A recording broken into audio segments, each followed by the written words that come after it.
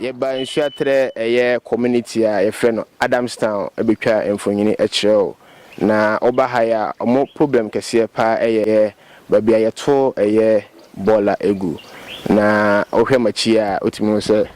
bola ewo ho a esunyi hatim mufo a omo Adamstown ha na omo ne di so so no omo sanchem se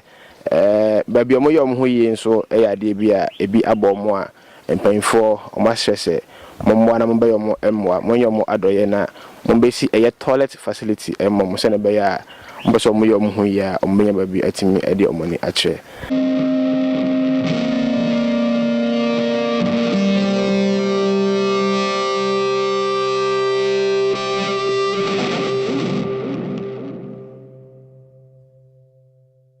Una manti asra assembly ene aban se omommoa yen na omomma ye dice mi bi na yemfa bola ni no muntu we ni mayen na ye ho ntoy na malaria pa de area ha de enya se kakra bra conversion kan akola ahohye ena malaria efi 5 okobia wa fa ba nwura dem a ntonton ba we ni saa ye be hye mosquito kwa ye be du mebi kra hwe ne so be ma ye problem nti mesre se omommoa yen na ye huna mane pa wa ha sei na assemblyman o ha mabona mane se how we na mo face ya bona mane na bovas oya ade pa ni de da bia safo adwuma bia Wednesdays na ya boda wuro ni ya baso ya ba oka ho na ono a oka kire se watu anamo bebre wa assembly enso ase ohun anamontuo no ho ayi bia panyimfo bia amba ha mehwe na se university fo bi na ba ha betwitwa pictures bi eno so kwa ya nte ho hwe tien man honorable vas almost board mapa adwuma no yirim fabishem na bola we ya de bia bola de emwa because ahonedie de ho nsem ya de bia ho hia ematimamfo mame ya dase na de na last words de na ofu se empanfo embeyema mo nyempanfo meyema ye ni se yesro mo omonwene ya pom de ne ho na ye brepa ye ni ahodin ti no ade a chekra obi ntimi nkwa na adwuma because o yare eti mesre se wo de dustbins no omo ana omo akra omfo omo ani mehwe omo na be kire ne ombeye se dustbin o se ye bola ka o omo na be hu ne ye be boa ye wa ha se bola na kra even so ombe ye free akra no ombenya place for fraud ya kwa ko si de kuro na beto no first na nipa wa ye kakra bi enti na side se nyina dan ni metimi wo se adan atwa eye bola ye ho hia eti ye be se omo anfo omo ani mehwe wo de ehia so omo kra mehwe omo behwe a omo na be hu ana montu e so mutu fa ho Mama Joyce me da se onso o ma yetwetwe yes da masepa se mo mama ya se madru baabi be ni kamafo ti we de ye da mo so ase ahwefo masan anya eyetimofo ni bi ewo menchen a onso ni fie eben bola yi onso e obi che yenko na ene no antwenko mama ye fro se ba cho ye frem estatwene wa ntamu ha dodo na frem sofo kokoyire ofie eben bola yi ba cho mfie ben no pa na how ben no de bebre ntontomo wie afi so pampane na antene di kankan na se bi beto na boafunu bi to so a wote ha wontimi nhom ye nya aduane kora ye ntimi nigi se de ewurada nim nti ha de bi wo ha pa maye ahohye ye ma se njira ha kora ba akokora nya me kofa na ko clinic nduru ho pe eye malaria nti ye srebe bora no ye srebe be mehwe na benya hu bibi maye medasi medasi also utimi ba me etimi twetwe nkomo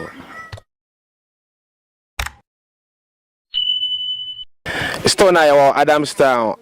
bola a ha dwen e Adamstown ebuso a etu ho anamo ne media e kan yeyo ene ye wo bonomantam Sunyana West Nsoatre to be precise mame odin e force ba go from set up see majidi se won so fi e ben bola yi ba cho na how ben na wo bola yi how ni de bebre if you say bola no eso bola no so pa menyantie se bola no eso efi ba bi na ache a bedru aha sa nete ti bola no so afi so yini toilet wanta mo ha nti hona mpanyimfo nkwala hona mmina agya wo mnan nti se nipa no de bola no ba no bedru ha wonti mintra ti toilet no iso hwie bola no go we ba no hwie go na bola no etre nti ma bola na tra ye kese ntontom wo ha pa edura na joy intimina anyumre so wanyo odua ntem ko 3 4 5:30 kon intimi ni so du radem if you have to call doctor obi obefiri akọ doctor bi ese ntontom bi obefiri bi antontom to omtim busa se I didn't Adamstown malaria wo hosa yesu yentimi hu se bola no ana eye nti yesre mo se munye yemwa na bola no mo yehu bibi maye aban ne eye assembly we eye timamufo anodisem emre aso se mutimi eba na mo so mbebo mo enye bola no kwa na ye mo hawo eye toilet ho so ensem eye ade bia how mo e ha yi pa omo ni any toilet facility a se obi oyem kan obi pese oye ne hu ya obekono akoye ne hu yi and I believe say emre aso se mo so mutimi ba na mo beboa maame den na o ka cha ban den na ka che Sunyane West district for say omo be ye enfa mo aye mo amonso mo Nsoatre-Adamstown yes omo se omo me mo se bola no ba betu amaye no de kantera bia bisi ho amaye ne yepe nti esra omo se omo mo timamfo se aban assembly mo be yo mo mo nti we na ensema timamfo omo Nsoatre-Adamstown eka maame me da se won so timi ba emetim twetwenko introduce a new wonder oil called Go Pain Oil. Go Pain Oil is 100% natural essential oil that is recommended for people with chronic back pains, neck pains, muscle pains, relieves sciatica, joint inflammation, reduces swollen foot, regenerates damaged nerves, stroke recovery, and general body relaxations. It has no side effect. For more information or to buy one of the oil, please contact 020-142-9511, 020-142-9511 or 027-37-37-398, 027-37-37-398. Ekwa emfonyini acho ene ye Adamstown na mensa aka eye my ba kwa ni fi eben eye bola yi pa ni fi ni na bola no enso eni me tum se ono so e obi a onso beche ama eye ahwefo mo so matimi ehu omo haw omo ewo eye Nsoatre-Adamstown ma me fro say pa cho me de masikumi ma masikumi ye ba ye hu se ofie ni na bola eni how ben ena from how are you friend here so pa nsuoto a susu ni twi nyina beguye fio susu an so tingu se mu bona nkasa nti se susu an gu ade a ye ni adaje hakora yare amanfo a bobro no so a bia wo ha de kora bede ne koto doctor no ben fa ne mai oxygen ne so a oda doctor ho me baba akonya me nko a e ba se marewia ne take no no na ofa ne ize me hwe ye na ne ekọ ne nko yi ne me ma ne ko doctor ne odunu munura na eye nti hawa ye fa ne ha de enye boko ye ho ekire ya papa ntontom ana awia no de wuti ha na wo didi koreye na anwunu na adwo no pampane wo ha papa wo nwura de ni se ubedidi a wuntimu nedi na kire se ha de wuntimu nya hwe nti bola ne de me nko amadwona ko munyi firi ha kora na sa bola de wote ho a enya de papa kora ma ya nu ye ho kora se ye besi ye fie kora wo ha ma me si wodo no se obesi ni fie e wo ha ebeye ya se otu fie na wawi aduane na untimi enidi at the comfort of wankasa kwa paso tenase na odidi ma hoto na also de waduane ewura dem ansa na wadidi ebesre se empanfo honorable vice onkufu abowachi omoso obo adwuma but fa bi shemi maame bole mate se amanfo e toilet so amanfo tutu ne ma hu hia ne ma bibri eguso ofu se aban ede eye container bremo a mane beje men de container obi anka be yifri ha moma because corona twa ho asio e wo middle eni baabi se baabi haidi ye kora de nipa mene no nipa nyina atwa ho asio nti efri ye side ha maye monde anka ye ni beje pa na enko baabi bia ante nanka hono de wo ho mabe oba Nsoatre ye officer mo hwe for mo ye bola ya honi die motima behwe Sama ne ba ha na obehwe nti ono ba ye ne de na opese ni de mininse skasem nti na asa ne omo kire niema na de na ayi skasem na omo se mo ti mantam ha mo ntwetwe ska bia na sese on se ye tu ana mo nse bola ne se bebe yi afiri ho ne ye ka kire omo nti ye ka kire omo ne ye ninse ne adepa bi be firi ma ba efiri ho de ye ntehwe bio nti assembly man ne de ye te ni fie ebo ne pono ye no de bibia ofie beba asafo adwuma ogina ha be dokora ogusu o ye adwuma ni bia bibia ono de na fandie bia na hono okoboye no so ada hono so mmoa no mfiri ho mana oguso onjaye nti ogusu o da bia o bo chiri se ha no nka bebe boa ya ma bola no kura firi ha manyanti yese bola no ne kese pa ewo ani mu sei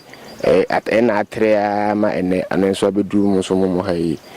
last words then I can then I the alia wo ha ne ne me ekoso ha ne de nsenka wo mu yi bola ne firi ha de anka ye pa because yalia wo ha malaria na de enya agoro na bola nti sa yalia wo ha papa bro no so bia ni ho nko doctor wo ha enti we yen sema yetima mu form wo Nsoatre-Adamstown omoche ama aban ene assembly matimi aba omo emwa emre aso enye bola no ho ensem nko a omo so omo hia toilet facility a ebetimi aboa mom so omo so omo ye omo hu ya omo ko baabi ona menya baabi no omo so matimi ye omo hu yi nti mpan fo ebesre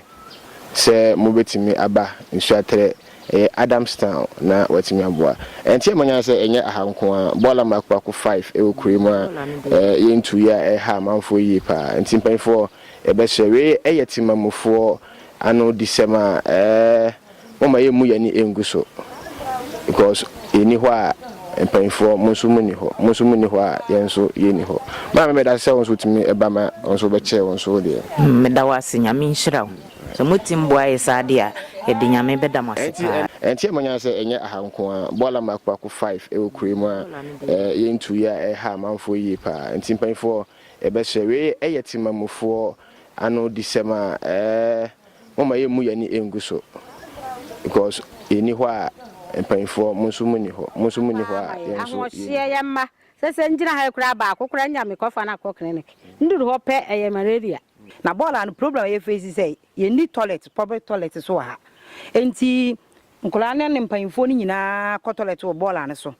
na omo gu basabasa enti se obi duru ha ono wontie tia saade ni mu fa bola ne nko akiri no wa hwe egu ano ha me so wo wa bemben pa refuse ye wo me bola we so na mahu bi wow